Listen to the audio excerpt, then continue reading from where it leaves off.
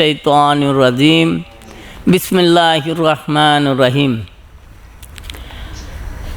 আফা হাসিবতুম আন্নামা খলাকনাকুম আবাসাম ওয়া আন্নাকুম ইলাইনা লা তুরজাউন।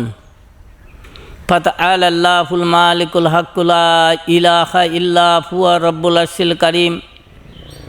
ওয়া মান ইয়াদু মা'আল্লাহি ইলাহান আখিরা লা বুরহানা লাহু বিহি ফাইন্নামা হিসাবুহু ইনদা রাব্বিহি ইন্নাহু লা ইফলিহুল কাফিরুন।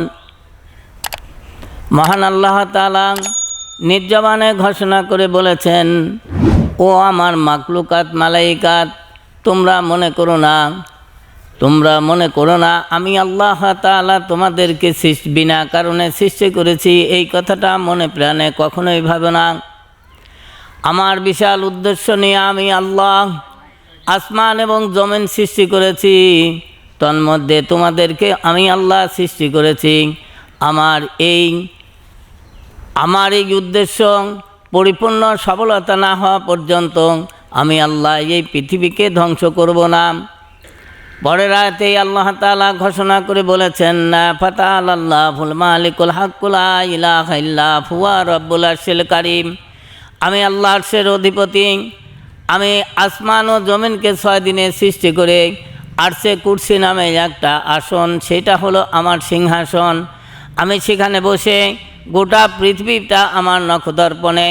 মহান আল্লাহ পাক ঘোষণা করেছেন সূরা হাদীদের 3 নম্বর আয়াতে, ওয়াল আওয়ালু ওয়াল আখিরু ওয়াল জাহিরু ওয়াল বাতিনু ওয়া হুয়া বিকুল্লি শাইইন আলিম।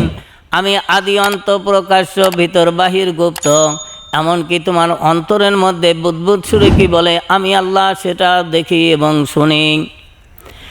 সূরা মুমিনুনের 2টি আয়াত পাঠ করেছি। 3 নম্বর আয়াতে আল্লাহ তাআলা বলেছেন, ওয়া মান ইয়াদু মা'আল্লাহি ইলাহান আখিরা লা বুরহানা লাহু বিহি ফাইন্নামা হিসাবুহু ইনদা রাব্বিহি ইন্নাহু লা ইফলিহুল কাফিরুন। কাল কিয়ামতের দিন হাসরের ময়দানে আমি আল্লাহ তোমাদের যার্রা যার্রা পরিমাণ হিসাব নেব।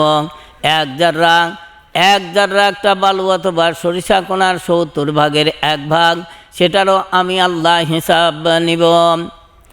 শেষের আয়াতটি নাযিল করেছেন, অকুর রাব্বিগফির ওয়ারহাম আনতা খায়রুর রাহিমিন।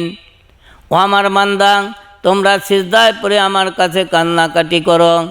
আল্লাহ, তুমি দয়ালু দিগের মধ্যে শ্রেষ্ঠ দয়ালু, তুমি ক্ষমাকারীর মধ্যে শ্রেষ্ঠ ক্ষমাকারী।